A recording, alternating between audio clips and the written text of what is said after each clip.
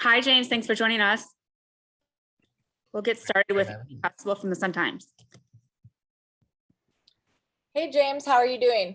I'm doing good. How are you, Annie? I'm good, thank you. So first, I wanted to ask what your thoughts were on this partnership with Top Shot and the virtual items that fans can purchase, these virtual highlights. It's nice. Anything to, bring more awareness and visualization to our league, I think is always great. I hope that the WNBA and teams in different markets can partner up with more people that are interested and more companies that are interested in, creating visualizations, marketing off images, and using the players for who they are, and just putting the players out there. So I love the partnership. We look for even more to come, and like these players, they are the best of the best, so they should be admired and wanted to partner with. So I think it's something that's going to continue to grow, and I appreciate the partnership that we have with Top Shot. Definitely. And switching gears to the game, this is going to be a slightly different Storm team, just with Sue and Brianna back in the lineup. What adjustments need to be made in order to get another win against this Storm team? Well, I mean, it's the team we planned for and we didn't get to play against. So it's going to be, it's two of their feature players that's going to be there, and we have to pay attention to them.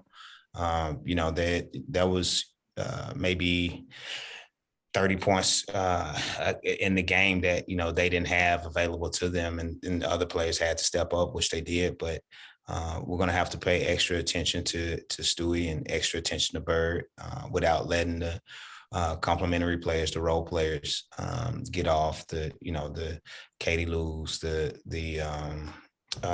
Kennedy Burks, and all players like this, and Jordan Canada's, Mercedes Russell. So they're just as important. Mm-hmm.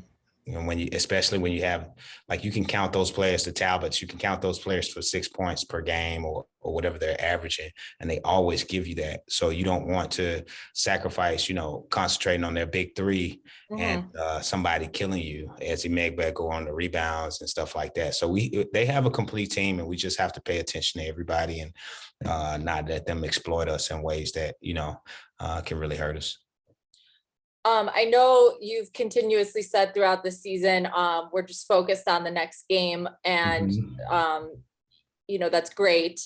But when the playoff race is this tight, how do you balance that energy with, needing to, with also, the fact that this playoff race is so tight?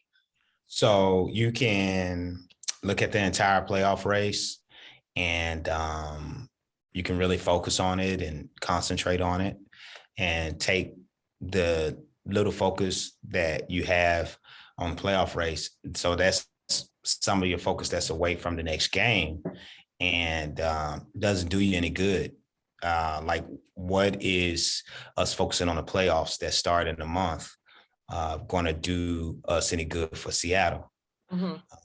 So I can't really focus on it.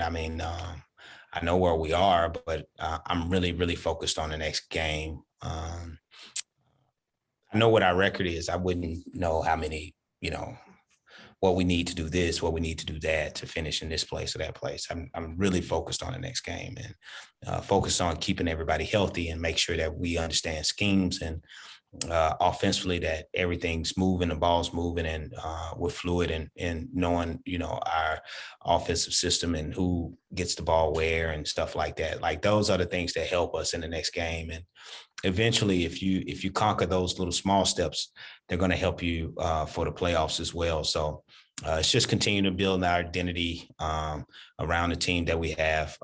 And that's all I can do. I can't really focus too much on the playoffs, honestly. Thanks, James. All right. Noah Wilkes.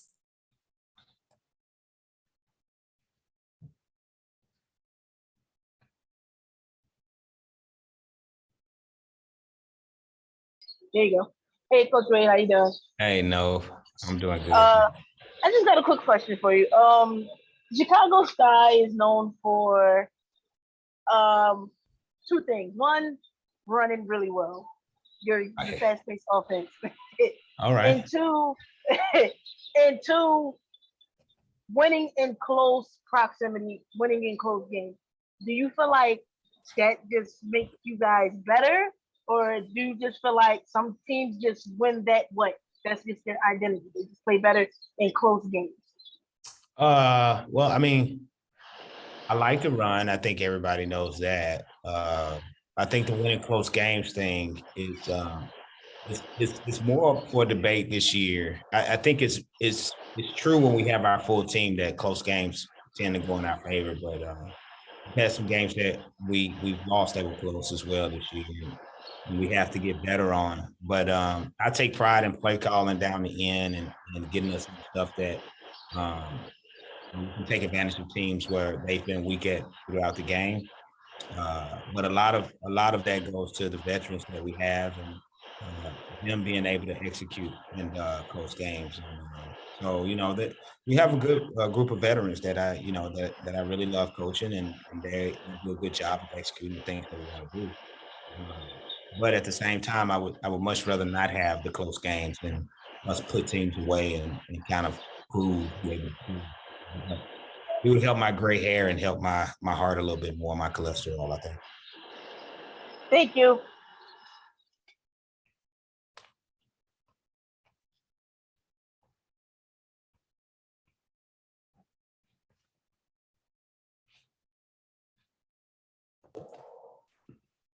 Thank you so much, James. Thanks, guys. It's raining in Seattle. It sure is.